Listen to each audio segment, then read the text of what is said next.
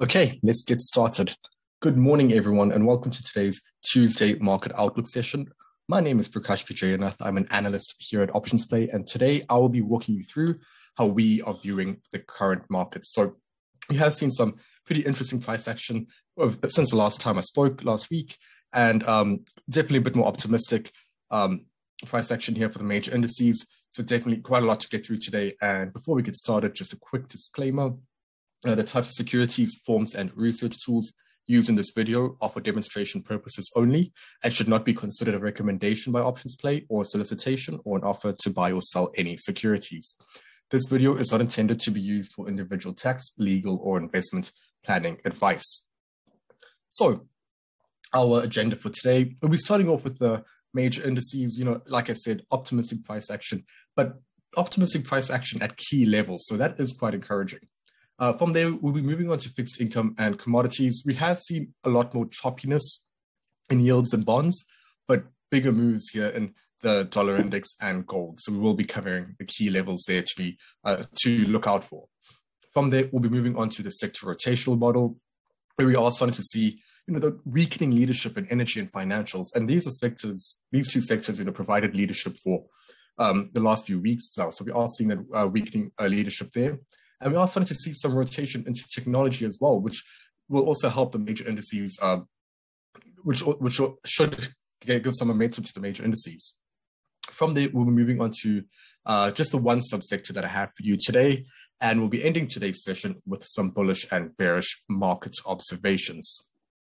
So, starting off with the S&P 500, you can see here, like I said, very optimistic price action at key levels. We saw this significant decline below this 453 key support level and all the way to 428, this 428 major support level. Price did breach that level on one occasion, but has since rejected that level on multiple occasions here over the last few days.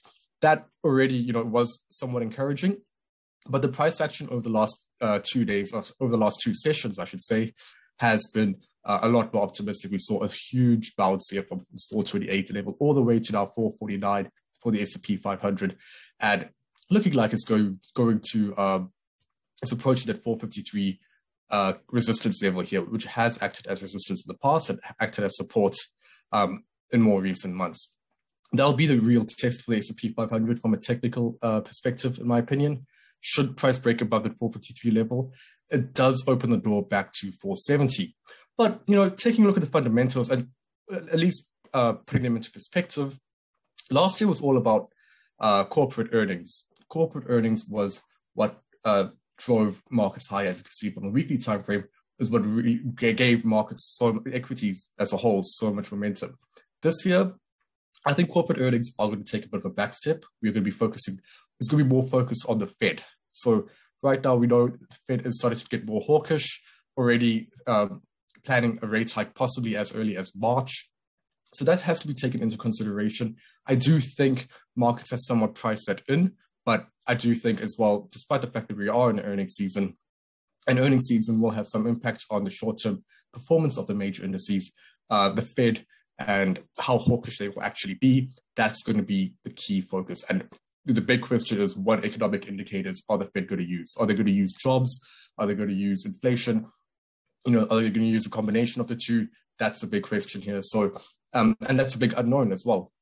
But for now, we can look at when we look at the technicals, we can see there is more upside here for the S&P 500, at least in the short term.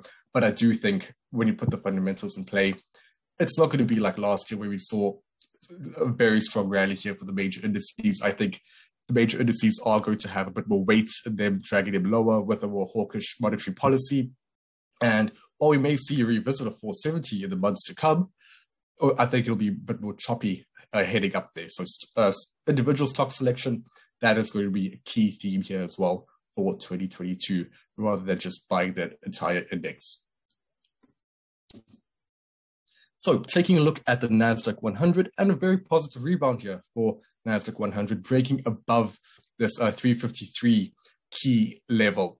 353 key level with good momentum as well. We saw price did breach that level initially, and again over the last 2 days, strong momentum, broke above that, and it does look like it is heading higher. In terms of the next resistance level to be looking at, I would say really maybe a minor resistance level at around 370, which has acted as resistance in the past, but I'd be looking at around this 382 key level here, which was a previous swing high made in September last year.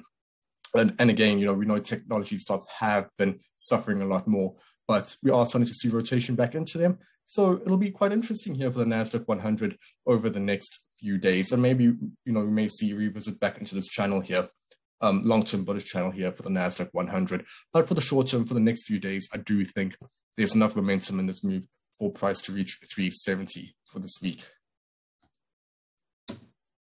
So taking a look at small caps, we saw, fairly bearish price action for the Russell 2000 here.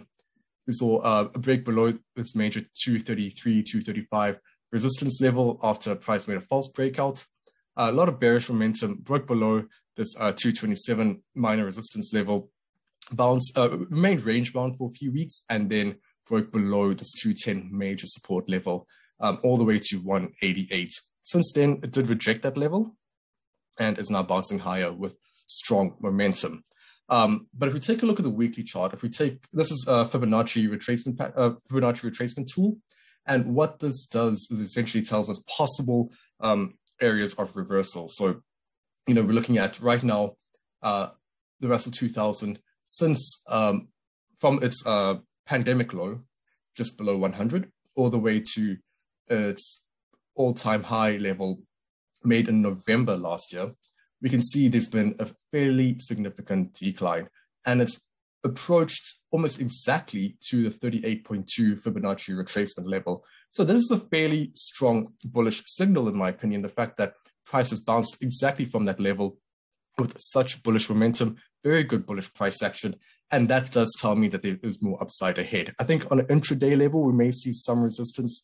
Currently, where price is at, we saw IWM struggle to really break above this 202 level over the last few days. But should that level break, the next target I'll be looking at would be this major support level turned resistance, or should be turning resistance at around 210 or so. That will be the key test here for the Russell 2000. And what should it be able to break this level? We're looking at price being back into its range between 210 and 234, which is definitely a lot more of a positive tone compared to what we've seen over the last few weeks for the Russell 2000. Okay, so value versus growth. This is a chart that I have been talking about quite a lot over the last few weeks, and we have some interesting price action here in this ratio chart. We can see here over the last few days, there's been strong outperformance for value relative to growth, but over the last two sessions, that has since pulled back. We have seen growth start to get more momentum, and we are starting to see it outperform value here. But the question is, will that continue, or will we just see a bit more of a balancing out at the current levels? Ultimately, it's really difficult to say. I think right now time will tell, but this is a chart to keep a look out for, because while this outperformance of growth is definitely encouraging, it doesn't mean it's only been two sessions of that outperformance. It doesn't mean it's going to last. So, and what we want to see here is definitely a pullback here for the major indices for value versus growth, because that will essentially push the major indices higher. But at the same time, we know the key theme for this year really is going to be more along stock selection. It's going to be more along the safer stocks, to pick the ones that provide dividends, that good EPS, good free cash flow. Those are the names that investors are looking at.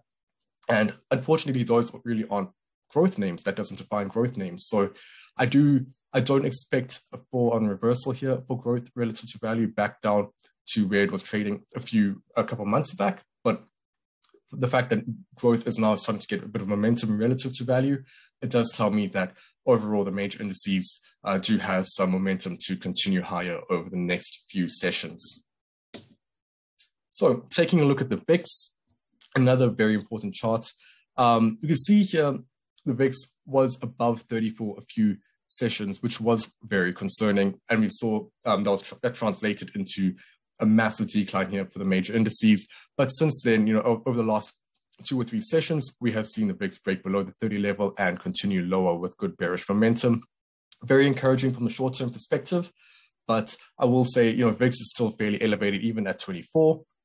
I'd like to see further downside here for the VIX, and that should reduce the systemic risk that we are seeing in markets, but we're already starting to see clues of that systemic risk fading. So taking a look at yields, and we are starting to see more consolidation here for yields.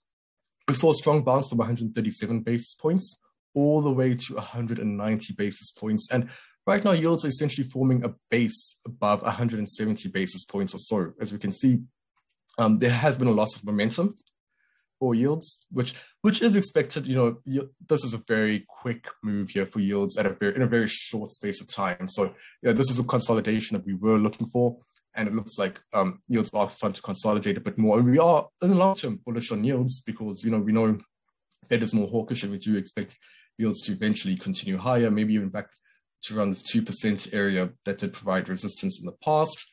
But for now, this consolidation is welcome, and we are starting to see that reflect in the financial names. We are starting to see a bit of loss of momentum during this pullback. I do expect maybe a bit more downside here for back to maybe the 170 basis point area here for yields, but overall, I'll be surprised if it actually broke below 170 basis points and remained below 170 for an extended period of time. I don't believe that would happen, but again, let's see. This is definitely another key theme in markets right now. How high are yields going to be, and how much is that going to impact equities in over the course of the year? So taking a look at bonds, TLT, we are fairly bearish on bonds. Obviously, it moves inverse with yields, but we can see here there was a strong move lower and a lot of consolidation, a lot of choppiness below 144. Price did breach the 141 area of support recently, did manage to recover back above it, and price is now still above this area, and it is maintaining above this area, set to open a little bit higher this morning. But overall, there isn't really much momentum here for bonds, and I do expect more consolidation, at least in the short term. And should this 141 level break, I'd be looking for targets at around 136 area or so for TLT.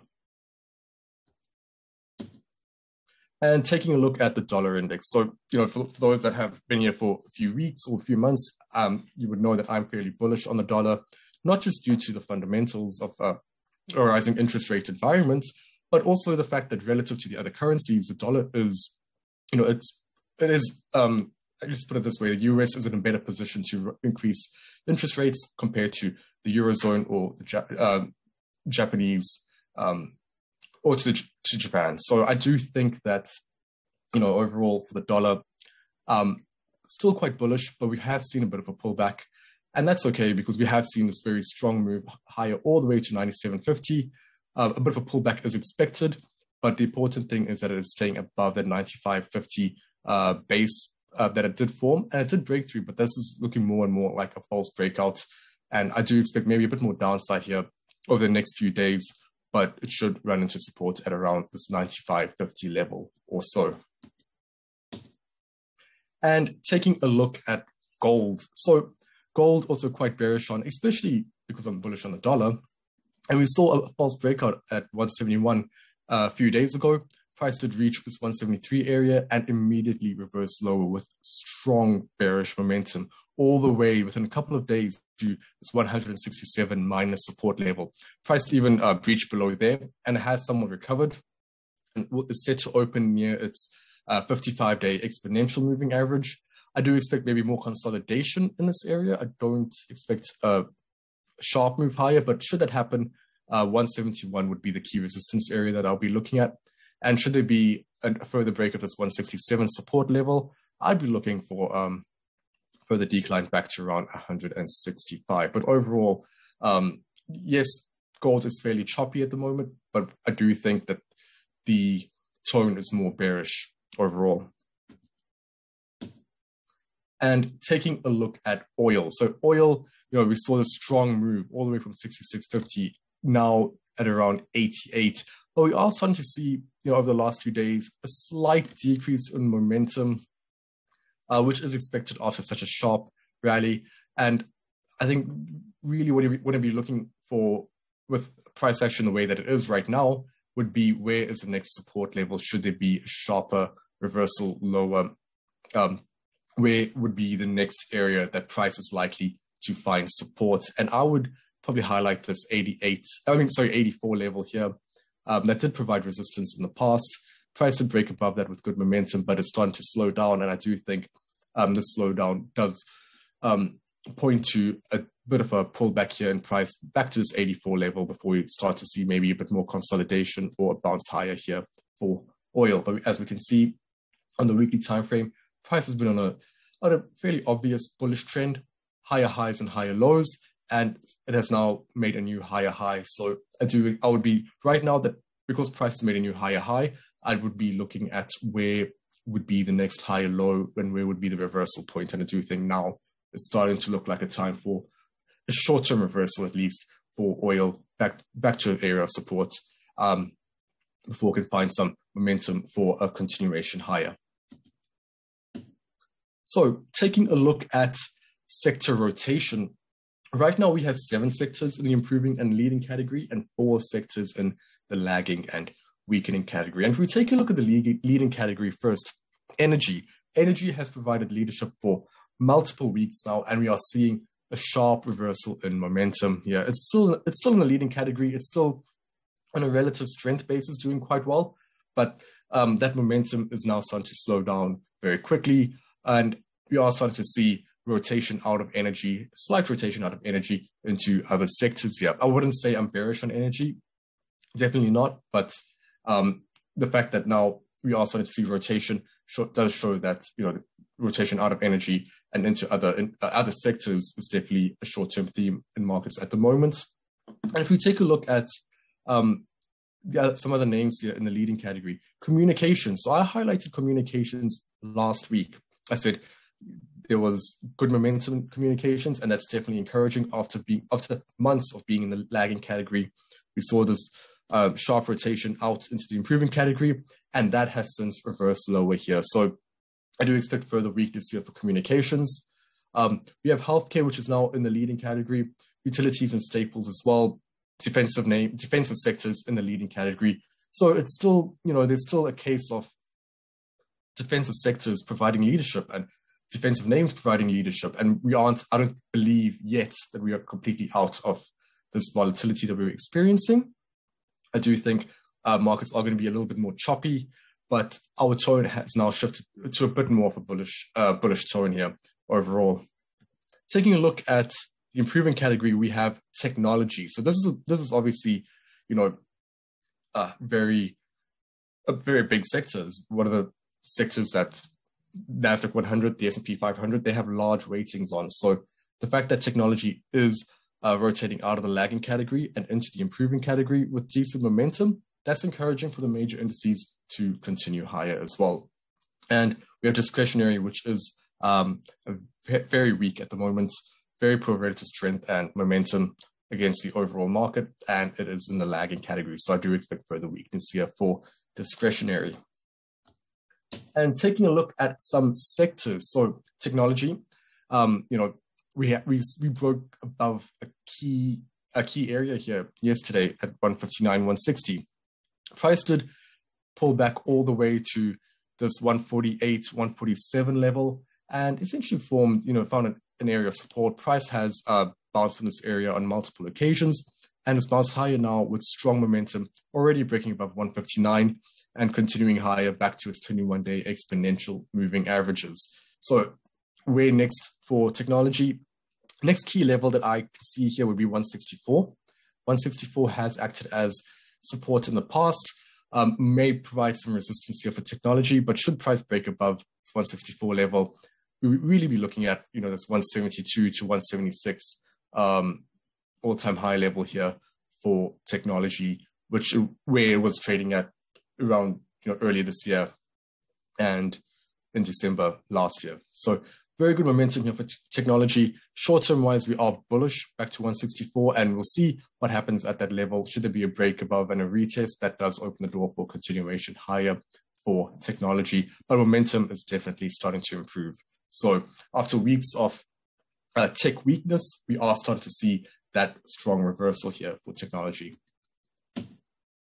Healthcare. And I want to point out healthcare for today because I think it's at a pretty key level at the moment. If we take a look at price action, there's been a sharp reversal after healthcare reached 142, the all-time high level, all the way to 125. But at 125, price has found support in the past and did so again, bounced higher with good momentum, and is now already at this 131 previous support. I would call it a minor support level, but still a previous support level. And I'll be looking for a break above this level, possibly a retest, and continuation higher here for technology. It has rotated into the leading category. It's showing decent momentum, decent relative strength, and it is one of those defensive sectors that I still think can provide value in the uncertain, especially now with so much uncertainty in the markets. And taking a look at materials. So materials, we saw a strong decline all the way from 92 back down to 81. It did break below this 83 support level, but you can see here price rejected this 82, 81 level on multiple occasions, and it's now starting to break out higher. I do think it's running into some intraday resistance just below 85, at around 84. We saw at an intraday level, price did react where it's currently at. But, should it break above this level, I'll be looking for, a revisit back to 86 initially, where price did run into resistance in the past. And should it break that level, back to this 88, 89 level or so for materials. So taking a look at KRE, which is a regional banking ETF. This is our subsector of interest for today. And, I am quite bullish on financials for the next few months. And obviously that comes down to a more hawkish Fed. And we take a look at the price action in more recent days. We saw a strong bounce from 66 all the way to around 78, 79, and a fairly significant retracement to around 70. But price did reject this level again on multiple occasions. It bounced higher from this level multiple times over the last few days. And bullish price action at the 70 level, and that for me does indicate a continuation higher for KRE and a good entry point here after this pullback for a subsector that I'm probably more medium to long-term bullish on. And next key level that I'll be looking at would definitely be the 75 level, this area of resistance. And should it break above that, a revisit to the 79 all-time high level would definitely be on the cards. So taking a look at the Homebuilders ETF, XHB, we can see here, I've been bearish on XHB for a while now, and this largely due to the negative divergence that we saw where momentum was making lower highs, but price action was making higher highs. That's a fairly bearish signal. And over the last few days, over the last few weeks, I should say, we did see price breaking below that 79 level, strong bearish momentum all the way to 70, and reacted positively here and bouncing higher. But if we take a look at the weekly time frame, I think it provides a better analysis of XHB, where we saw this topping formation, 86 to 88 or so, and a break below back to this $70 area of support. And that for me, it's back to this longer term range that's been in for a few months. And I do think the fact that it's found support at this level and continuing higher does indicate to me that there's more consolidation ahead within this range over the next few months, in my opinion. But I do think the next target would be this resistance level at around 79 or so. So taking a look at some bullish market observations. First, I have a Citigroup, and again, another financial name. Again, like I said, bullish on financials right now. If we take a look at the price action, we saw a strong rally from 58 all the way to 67. Price did reject that, and since then, it pulled back to around $60 level, found support, and is now looking like it's setting up for a good move higher.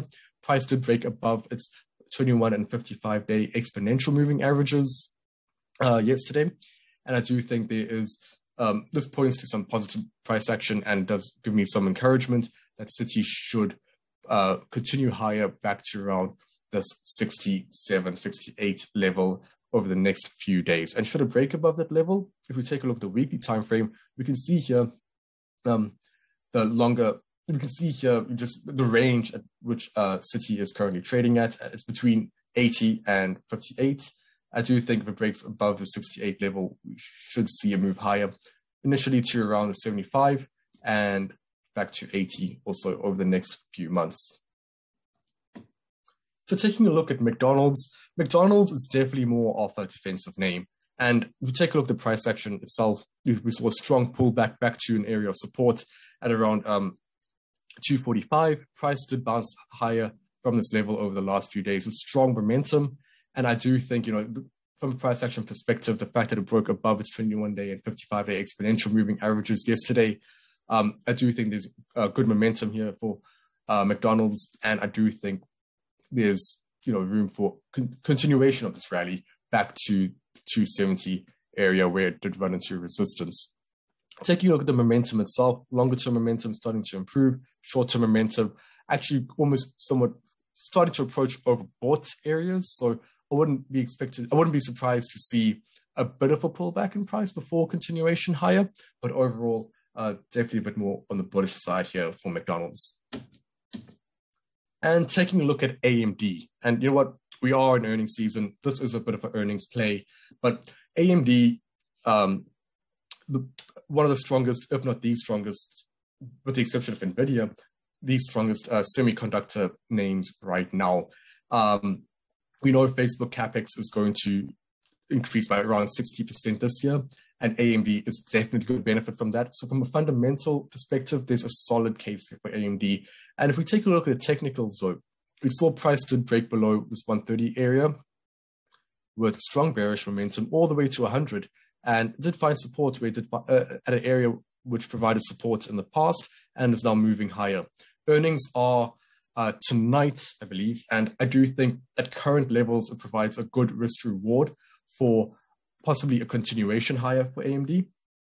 But I do understand, earnings can be considered a gamble. It can be considered a higher risk type of trade. But for those that are looking for an earnings play, I do think right now with AMD trading at levels that it's currently at, and one of our favorite stocks for 2022, I do think it provides a good risk reward for that move higher here. But again, just be aware this is an earnings trade. So taking a look at some bearish market observations. And the first one that I have is Comcast, part of the communication sector, which we know, while it did find some momentum over the last couple of weeks, that has since died off in the last few days. And you can see here Comcast has just been on this strong bearish trend, lower highs, lower lows. And we can see even now, while price did break below 48, it managed to recover. It's starting to lose momentum, looking like it's going to be opening lower this morning. And I do think there's more room for some more downside here for Comcast. Not too much because this is a major support level.